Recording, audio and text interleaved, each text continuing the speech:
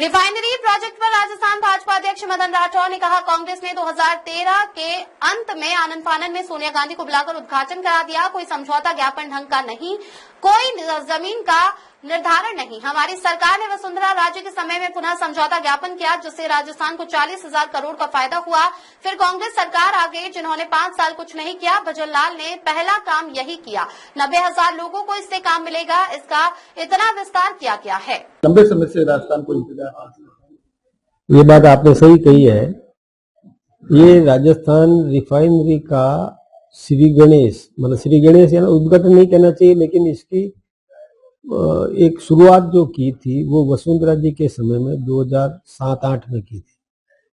उस समय हमारे पेट्रोलियम मंत्री थे लक्ष्मी नारायण दवे। उन्होंने करीबन 90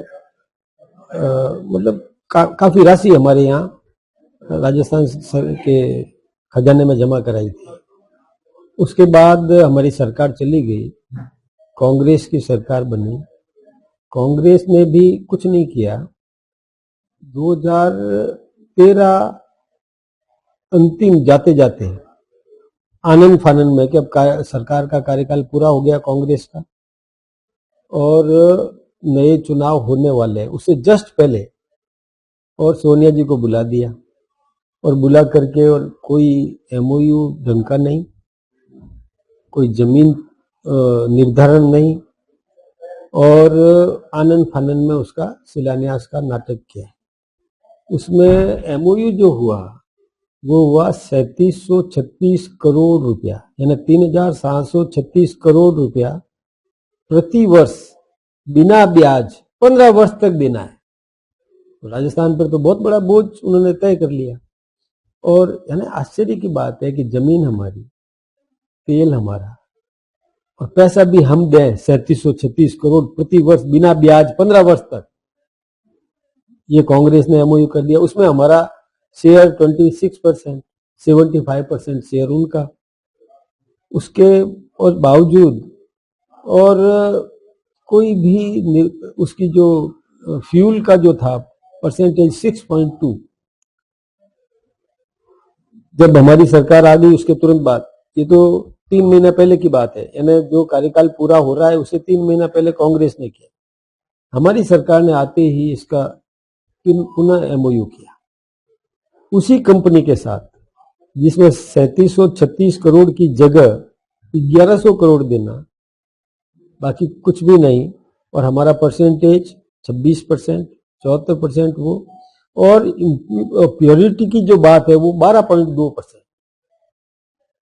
ये हमारी सरकार ने, वसुंधरा जी की दूसरी कार्यकाल की सरकार ने यह तय किया, जिससे लगभग 40,000 करोड़ का इमीडिएट बेनिफिट सेविंग जो है वो राजस्थान को हुई। ये हमने तय किया। उसके बाद फिर हमारी सरकार चली गई, कांग्रेस की आ गई। उन्होंने 5 साल तक कुंडली मार के बैठे रहे, इसमें कुछ भी नहीं किया, जीरो। अब भजन लाल जी ने आते ही सबसे पहले काम यही किया कि अब आज जैसे गल्फ कंट्रीज में युद्ध की विभीषिका भी थी और ये फ्यूल की प्रॉब्लम्स भी देखने को मिली, तब उन्होंने ये तय किया कि हमको ये रिफाइनरी पुनः चालू करनी है। और उन्होंने हमारे देश के प्रधानमंत्री जी से संपर्क किया। और अब खास बात यह है कि अब 90,000 लेबर डायरेक्ट इनडायरेक्ट इसमें काम करेंगे, इतना इसका विस्तार कर दिया। इसमें से हमें पेट्रोल भी मिलेगा, डीजल भी मिलेगा, बिटुमिन भी मिलेगा, केरोसिन भी मिलेगा। इसकी प्योरिटी का पूरा ख्याल रखते हुए और हम इसका अब वापस उद्घाटन कर रहे हैं।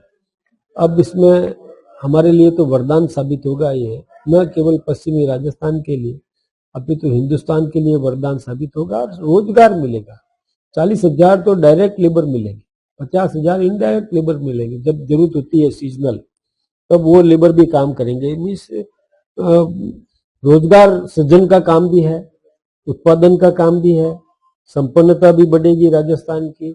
ये सब काम हो रहा है। इलाके का विकास भी होगा, वहाँ रेलवे ट्रैक भी बिछेगा नया, कि जिससे ये क्रूड सप्लाई किया जा सके। इसके साथ ही पाइपलाइंस भी लगेगी। ये सब काम इसमें सुनिश्चित है।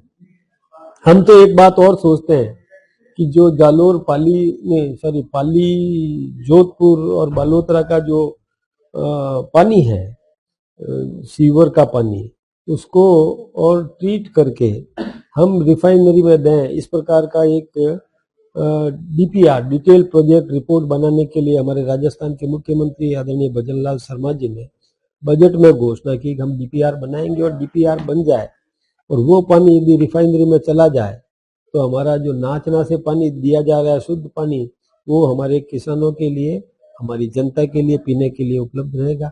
ये हमारे लिए वरदान साबित होगा। सर